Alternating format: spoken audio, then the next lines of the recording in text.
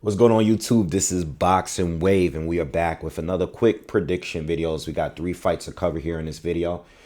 3 fights this weekend on DAZN. All right, this is going to be a Golden Boy Promotions card and triple header here. I won't be able to cover this fight live. Unfortunately, this is probably one of the very few fights in the upcoming month that I won't be able to cover. We have a crazy schedule coming up, but I will be here for the majority of the fights in the upcoming weeks. But I won't be here for this fight this Saturday. But if you're looking to watch the fight, make sure you subscribe to DAZN. It's going to be on Saturday night, April 27 at 8 p.m. Eastern. And it's a decent card. Not bad, not bad. All right. So for the main event, we have Virgil Ortiz Jr. He's going to be making his return to face off against former top contender at 140, Tomas Dulorme. All right. Remember, this fight is going to be at 154. And we also got Jose Ramirez. He's going to be facing off against Rancy's Barthelemy. All right. Former unified champion Jose Ramirez is going to be facing former top contender at 140, Rancy's Barthelemy. And at an unknown weight, because this fight is not actually on BoxRec for whatever reason. They don't have the card laid out on BoxRec for the event. But Joseph Diaz Jr., Jojo Diaz, is going to be facing off against Oscar Duarte. Whereas they're both relatively lightweight fighters that's been fighting over 140, 140, around the 140 area at catch weights above lightweight.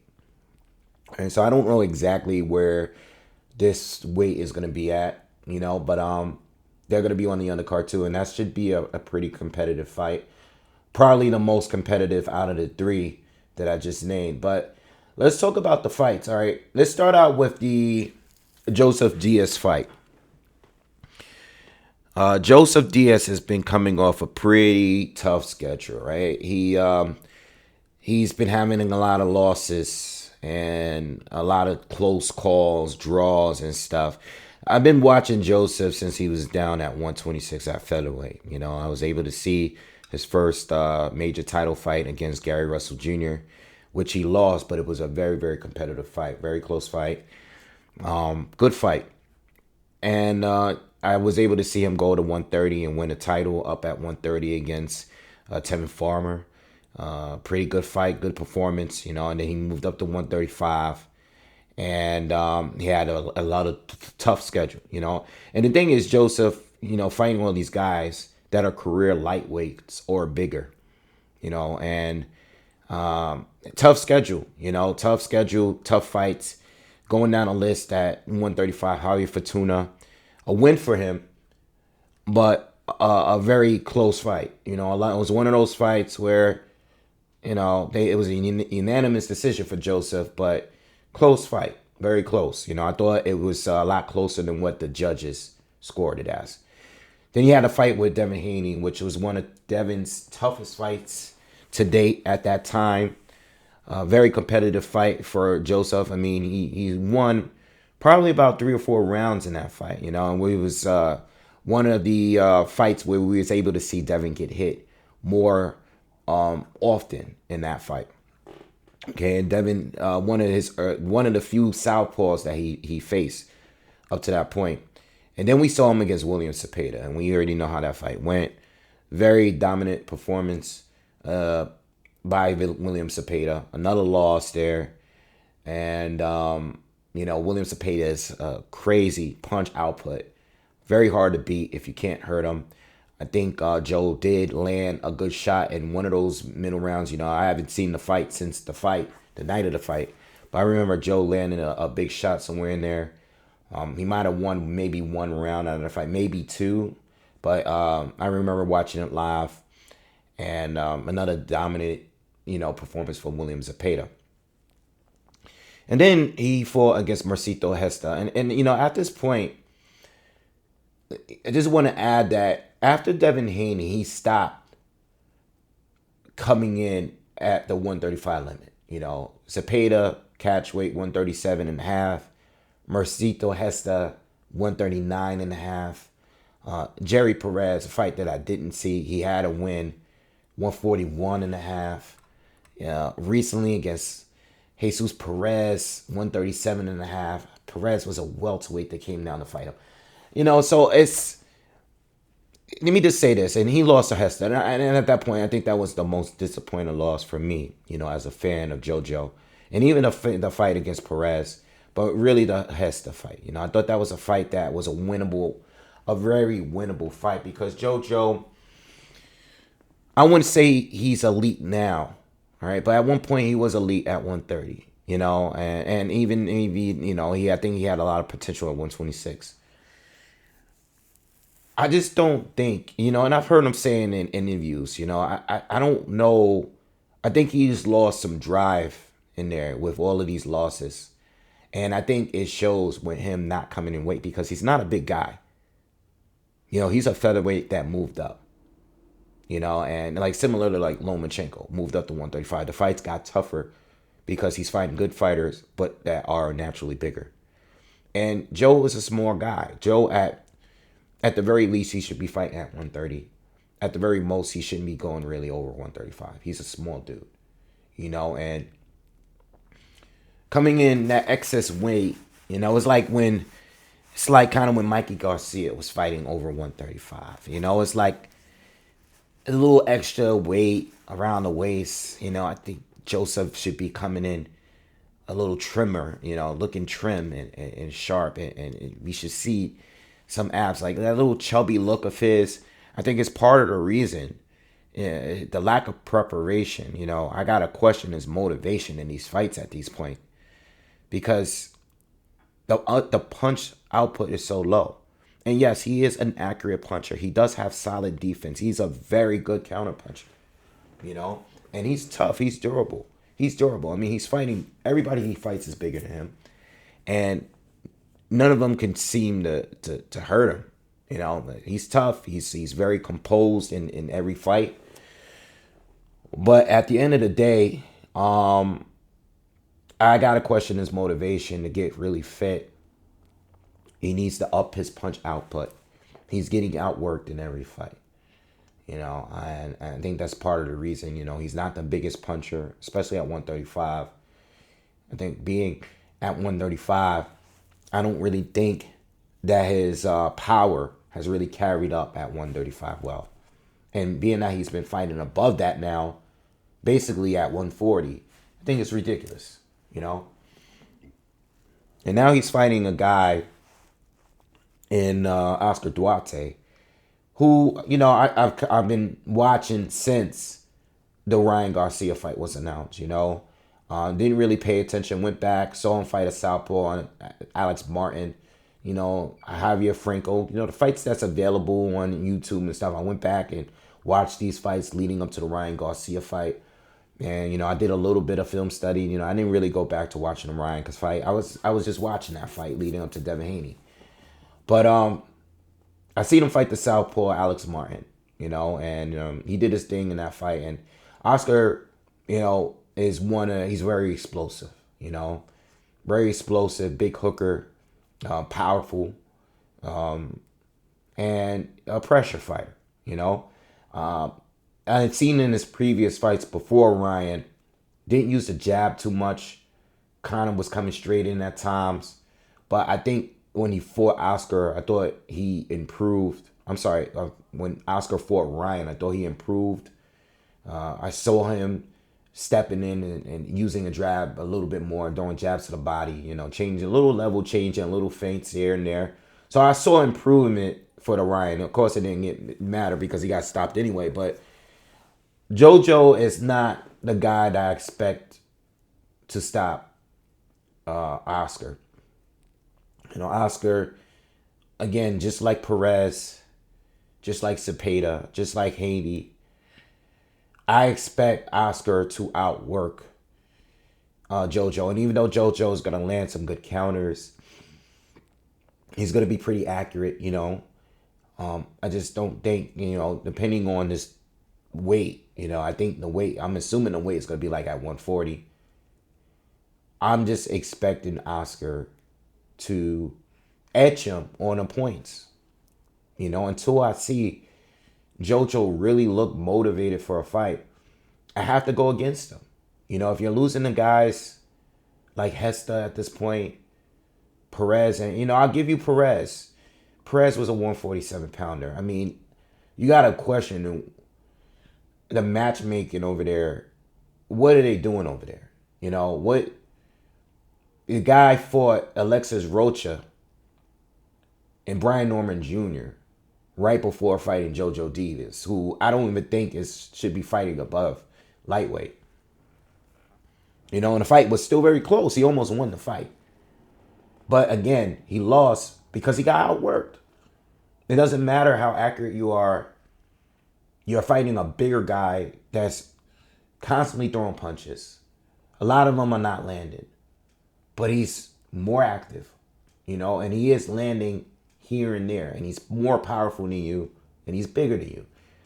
And I don't know, I don't know what's up with JoJo. I would like to see a win from him this weekend as a fan, but he got to cut down on the weight, man. Because right now it just looks like he's very active.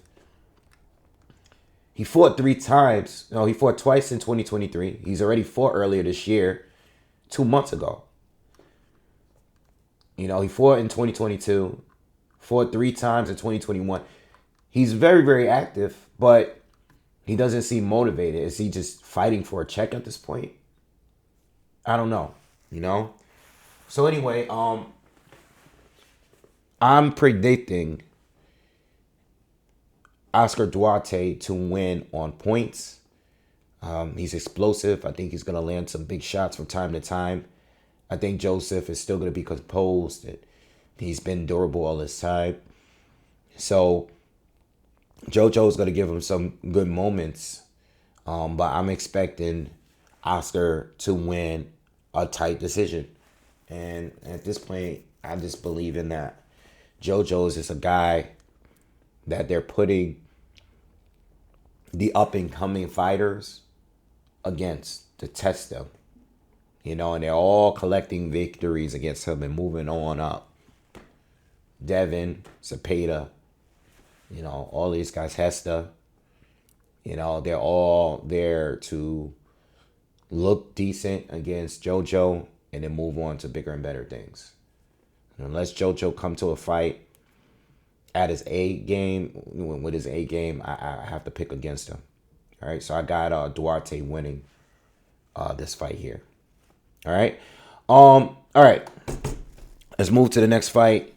That was probably my longest breakdown of these 3 fights here because this fight here could be good, and I'm talking about Jose Ramirez. Ramirez against Rancy's Barthelemy. All right. It could be a good fight. It really depends on Barthelemy.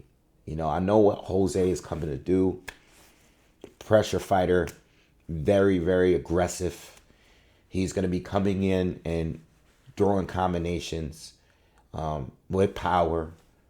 And that's what he does. He charges straight in and he's going to be throwing.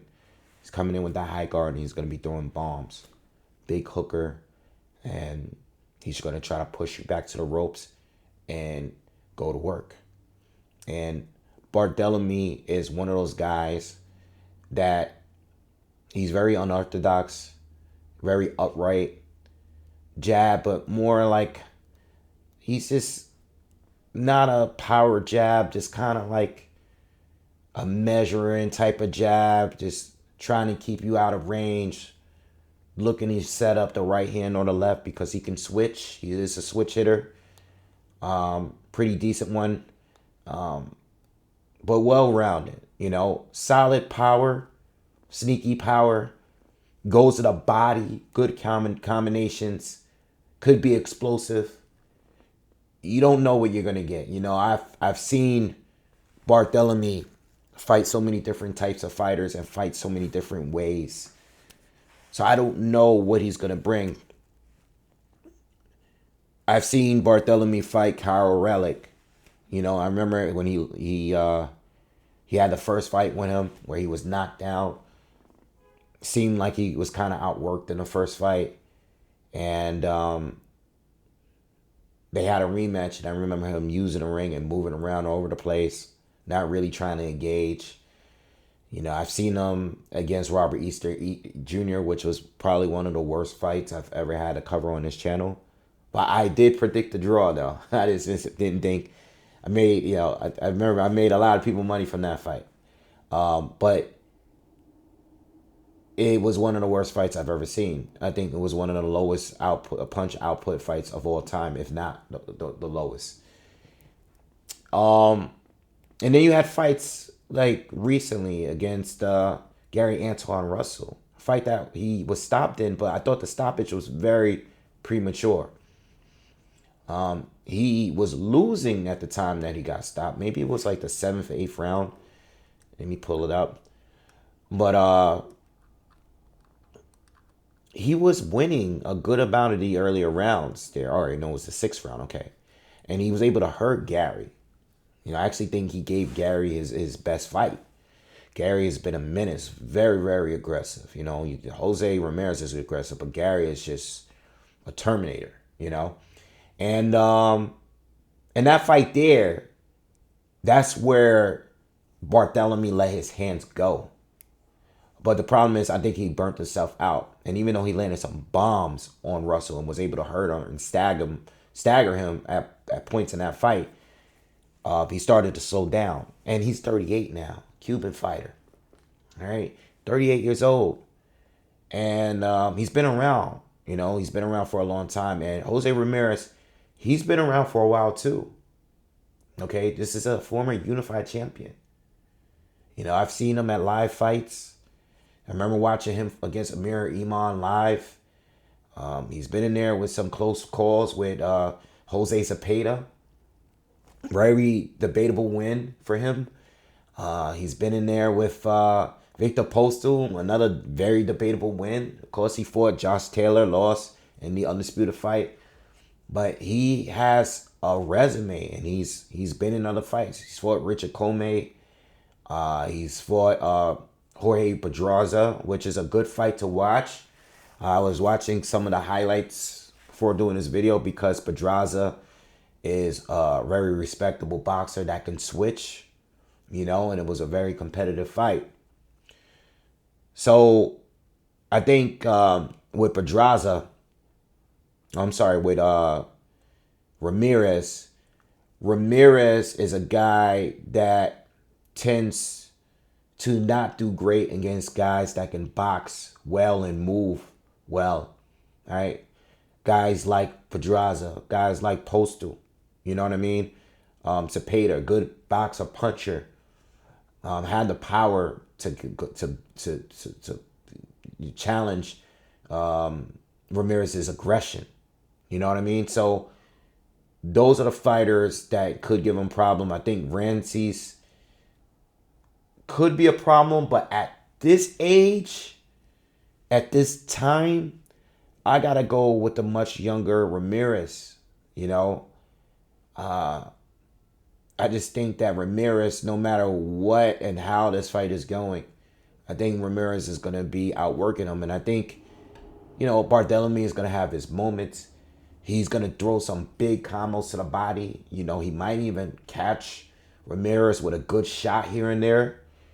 But once this fight goes into the second half, that's when I expect Ramirez to take over, you know, and Barthelemy to start showing that he's a shell of himself and clamming up against the ropes. And I think Ramirez is going to take over. Question is Ramirez going to be able to stop him? I don't know. I think if he does, it could be by TKO. I would bet 9th to 12th rounds or a decision win for Jose Ramirez. That's the way I'm looking at it. If you are a betting guy, all right, either one. But I got Ramirez winning this one. All right, not a bad fight, but again, it really all depends on which version of Rancies Barthelemy we get. You know, we're getting the Gary Antoine Russell Barthelemy, or Aryenis Mendez fight from back in the day. If we're getting a more aggressive Barthelemy, then he might do some damage and make it pretty entertaining. But he's 38 years old, so I don't know what I'm gonna lean towards Ramirez here. All right, and now let's go to the main event. Virgil Ortiz Jr. He's gonna be facing off against Tomas Dulorme. Okay, veteran Tomas Dulorme, and again, this is gonna be at super welterweight. This is gonna be at 154. Virgil Ortiz had some health issues over the years. All right. Was doing his thing at 140, went to 147, started picking up some big names, some good guys. Marisa Herrera back, veteran. Antonio Roscoe, one of the up-and-coming guys. Brad Solomon, another up-and-coming guy at one point. Samuel Vargas, seasoned vet, been in there with a lot of fighters. He fought Maurice Hooker, a former champion at 140. Egis Kavalaskas, very good boxer puncher, gave Terrence Crawford hell in the earlier rounds.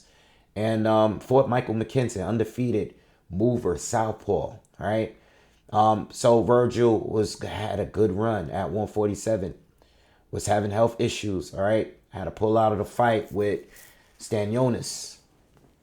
All right. He pulled out. Stanionis pulled out. Then he pulled out again. It was like so many delays. And he took a break.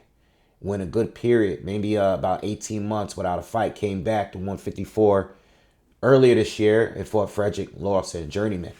Lawson didn't have anything for him. Virgil Ortiz stopped him in the first round. Lawson just wasn't there to really compete. I think this fight against Tomas Dulorme is a step up from Lawson, but I don't think Tomas Dulorme has much to offer as far as it being that competitive. Dulorme is not going to lay down for him. Dulorme, again, been in there with a lot of fighters. Former top contender at 140. Been in there with Hank Lundy, Kareem Mayfield, Louis Abregu. Jerron Ennis recently stopped by him. He was stopped by Jerron Ennis. Lost the decision to Stanionis. Lost the decision Jamal James.